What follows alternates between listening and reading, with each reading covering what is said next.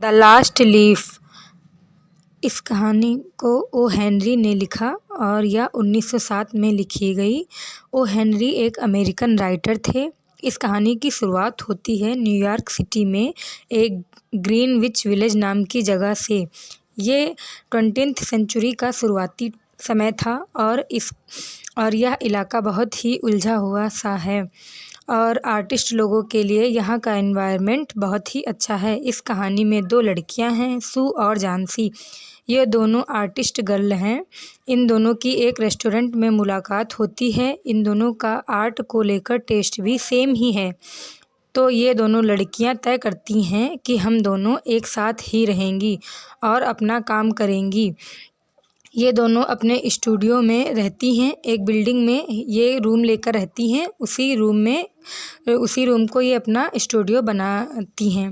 अब क्या होता है दोस्तों, कहानी में ट्विस्ट आता है। सर्दियों का मौसम आया और इस टाउन में कुछ दिनों बाद निमोनिया नामक बीमारी ने दस्तक दी और पूरे एरिया में लोग बीमार होने लगे। इन दोनों लड़कियों में ये जो जानसी थी, इसको ये बीमारी हो गई निमोनिया, और ये बहुत ही ख़तरनाक बीमारी थी कि जानसी की मरने वाली हालत हो गई। यह बहुत ख़तरनाक बीमारी है। फिर डॉक्टर को बुलवाया गया, चेकअप किया गया। चेकअप हुआ तो डॉक्टर ने शू को बोला कि तुम्हारी फ्रेंड की हालत बहुत ही क्रिटिकल है। इस बीमारी ने उसको बहुत तेज़ी से जकड़ रखा है और सीधे कहूँ तो 10% चांस हैं इसके बचने के, और अगर वो जीना चाहे तो कुछ सुधार हो सकता है। वो कुछ डिप्रेस्ड है। डॉक्टर सू से सवाल पूछता है कि क्या इसको कोई डिप्रेशन है?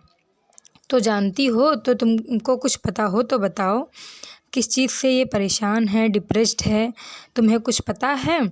वो बोलती है, शू बोलती है कि ये कोई बी ऑफ नेपल्स की पेंटिंग बनाना चाहती थी। ये इसका एम्बिशन था और इसका एम्बिशन पूरा नहीं हो सका, शायद यही वजह है। तो डॉक्टर बोलता है, मैं पूछ रहा हूँ कि कोई आदमी से इसका रिलेशन तो नहीं है? तो सू बहुत ही श्योर होकर बोलती है कि कोई आदमी नहीं, इतना मैं जानती हूँ। तो डॉक्टर बोलता है, फिर इसका ध्यान रखो। फिर सू उसके पास बैठ जाती है, जानसी के पास में, और अपना काम करने लगती है। तभी जानसी खिड़की के बाहर देखती है, पेड़ों से पत्ते झड़ रहे थे एक एक करके। जानसी उन पत्तों को गिनती है, एक दो ऐसे करके, कि जैसे पेड़ बिल्कुल खाली हो रहा है। उसके दिमाग में चल रहा था, जब उस पेड़ का आखिरी पत्ता, लास्ट लीफ भी गिर जाएगा तब उसकी ज़िंदगी भी ख़त्म हो जाएगी। तो उसकी फ्रेंड शू बोलती है कि जानसी, तुम इतनी सिली बातें मत करो। डॉक्टर ने भी बोला है कि तुम्हारी रिकवरी के 90% चांस हैं। पागल मत बनो, डॉक्टर से बड़ी तो नहीं हो तुम। सू झूठ बोल रही है। यहाँ पर डॉक्टर ने तो बोला था 10% चांस हैं बचने के, इसलिए सू झूठ बोल रही है ताकि वो जानसी की उम्मीद बांध कर रख सके। शू बोलती है, जैसे ही इलेक्ट्रिशियन बिक जाएगा, मैं तुम्हारे लिए और मेरे लिए खाना लाऊंगी, वाइन लाऊंगी। वो हर तरह से उसको उम्मीद देने की कोशिश कर रही है। जानसी बोलती है, मैं इन पत्तों की तरह अपनी पकड़ खो दूंगी और लहराती हुई ज़मीन पर गिर जाऊंगी।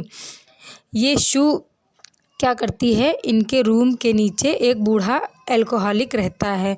वो एक आर्टिस्ट है, लेकिन अनसक्सेसफुल आर्टिस्ट है, जिसका नाम ब्रेयरमैन है। वो इस गांव में पेंटिंग बनाकर बहुत ही कम पैसा कमाता है। तो ये सू उसके पास कुछ काम के लिए जाती है। उसको सब कुछ बताती है कि जानसी पत्तों के गिरने से कैसे अपनी उम्मीद खो रही है और लास्ट लीफ जब गिर जाएगा तो वो मर जाएगी, ऐसी पागलों वाली बातें कर रही है। तो दोस्तों, उसी रात जानसी तो सो जाती है और सू अपना काम करने लगती है। मैगजीन के इलेक्ट्रिशियन का काम करती है ये अपना। और उस रात उस पेड़ पर कुछ ही पत्तियां बाकी हैं। तो जानसी ये सोचकर सोई थी कि अब आज रात तो ये आखिरी पत्ती गिर ही जाएगी। रात को एक खतरनाक तूफान आता है। सुबह जानसी उठती है तो सू को बोलकर वो पर्दे खुलवाती है अपनी विंडो के। तो उसने देखा पेड़ पूरी तरह साफ, सारी पत्तियां झड़ चुकी थी। बस एक आखिरी पत्ती अभी भी उस पेड़ पर लगी हुई थी।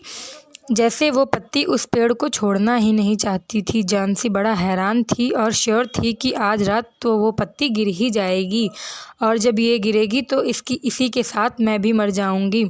सू फिर बोलती है, पागल मत बनो, तुम क्या बोल रही हो। झांसी का डिप्रेशन बढ़ता ही जा रहा था और अब वो एक रात और गुजर गई। वो ही हवाएं चली, बारिश भी हुई, लेकिन मजाल है कोई भी चीज़ उस लास्ट लीफ को टस से मस कर सके। झांसी इस चीज़ को देखकर सरप्राइज थी।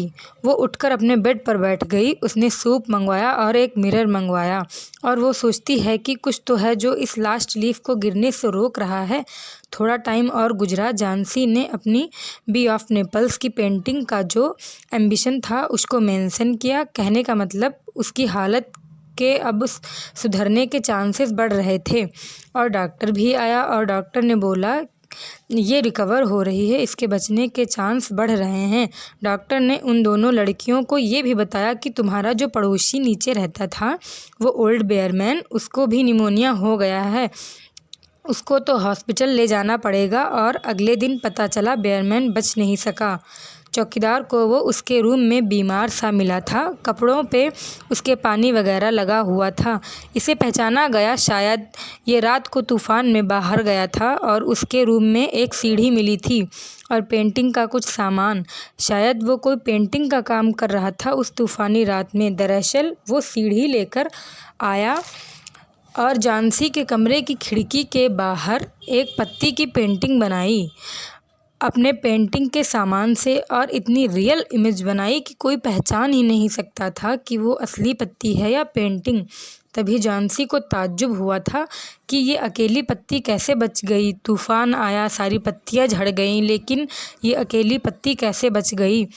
वो पत्ती नहीं थी, असल में पेंटिंग थी, या ऐसा बोलूं कि उसने झांसी के लिए एक उम्मीद बनाई थी जिससे झांसी बच सकी और जिसने झांसी को ज़िंदा रखा था।